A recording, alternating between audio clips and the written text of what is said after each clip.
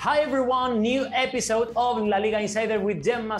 Right before moving to Barcelona, we have to start here in Madrid because there's a name that for the past 3 years have been on the spotlight, such as Eden Hazard. What will happen to Eden Hazard for next year? There's like an internal debate, at least what my sources tell me, on the club about Hazard's future. Part of the club, they want Hazard to leave on loan to any club to get even higher value than the value that he got for the past 2-3 years since he arrived in Real Madrid, because now Hazard, you have to be honest, and he is not what they expected at the beginning at Real Madrid. And some people in the club, they want Hazard right after talking to Hazard and right after he recovers from the new injury he's going through now. Some of the people in the club, they want Hazard to stay and prove what they paid for the player when he came here. So there's like an internal debate on Hazard's future because, you know, some people in the club, they want him on loan to get even higher in value, and some people in the club, they want him to stay and prove what they paid for him. And the thing is that what Hazard wants to do, Hazard at this moment wants to stay at Real Madrid and tell the people and the crowd on Real Madrid that he still is able to play at the highest level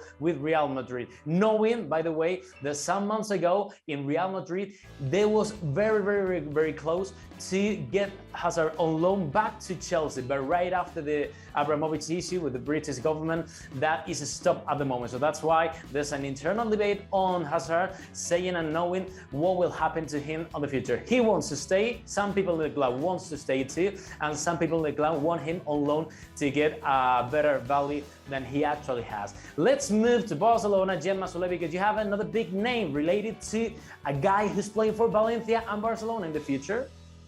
Exactly. Hola, Rodrigo. We're talking about Carlos Soler, and Barcelona have reached an agreement with Valencia to sign this player for 20 million. This summer it would be the operation. This is what our colleague Juan Jimenez in Diario AS has published. Valencia denied quickly this information.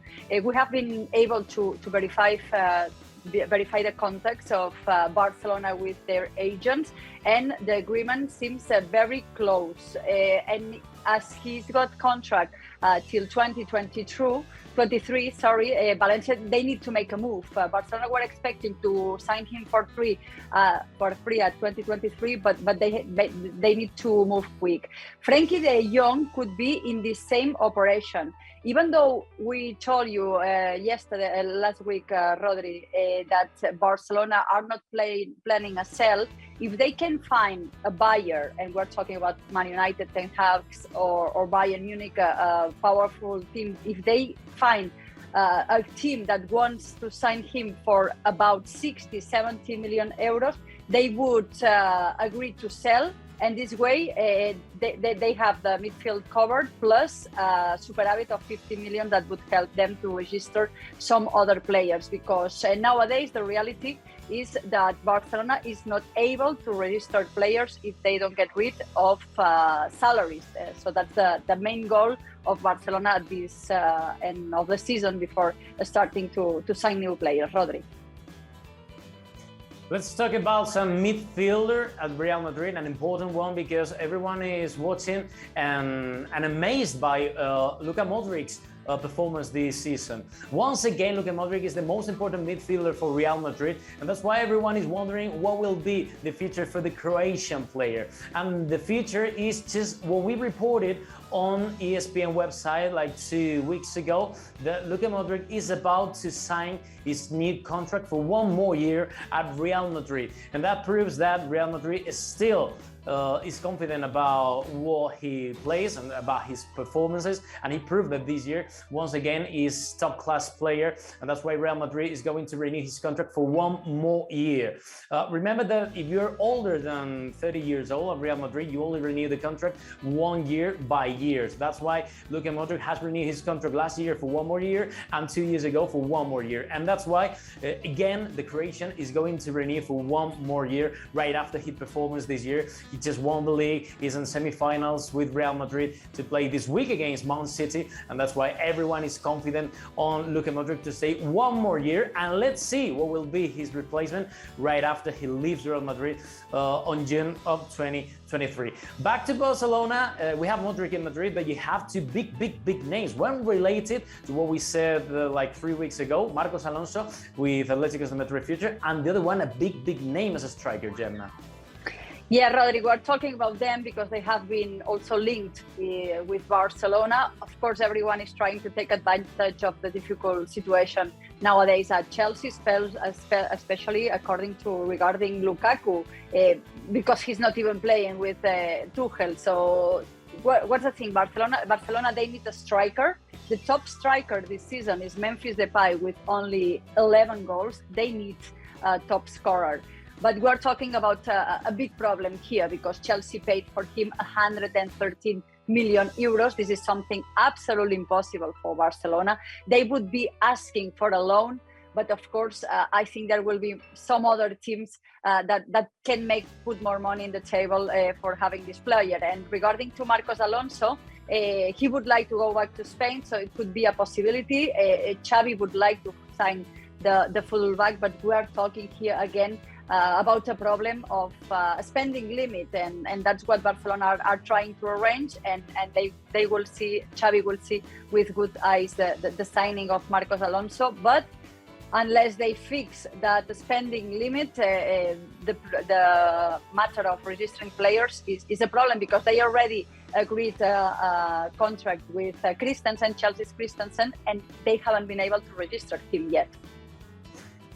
In Madrid, we're going to cross the road and we leave Real Madrid and we arrive with some breaking news about Atletico Madrid. What my sources tells me inside the club is that Atletico Madrid wants to keep João Felix. João Felix is one of the youngest talents in worldwide football. That's why, for example, clubs like Chelsea, like Man United, like Man City, even Barcelona want the player. But Atletico Madrid wants him to stay for 1 more year at least. They paid a lot of money 2.5 years ago. Like, they paid more than 120 million euros for the Portuguese star, and they want him once again here because he's the key player of the strikers of the offensive playing of Atletico Madrid for Simeone. Simeone wants João Felix to stay too, and the only doubt for next year in the striker line for Atletico Madrid is who will be the replacement for Luis Suarez. Maybe next week we will talk about that.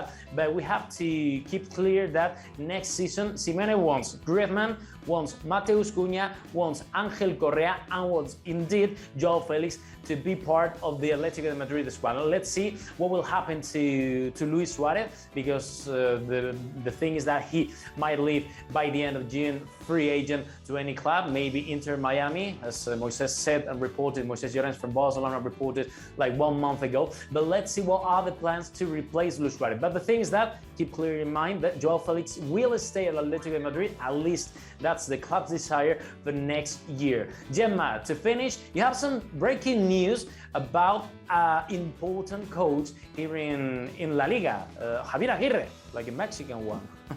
Yeah, we're talking about Mallorca's coach. You know, he signed a month ago to try to avoid relegation for this team. He's got a 1+1 contract related if he managed to avoid relegation. Well, what my sources tell me is that he's really happy in the club, and the club are really happy with him. So they are thinking on, even though they are relegated, they have a final ahead of them this next match day against Granada.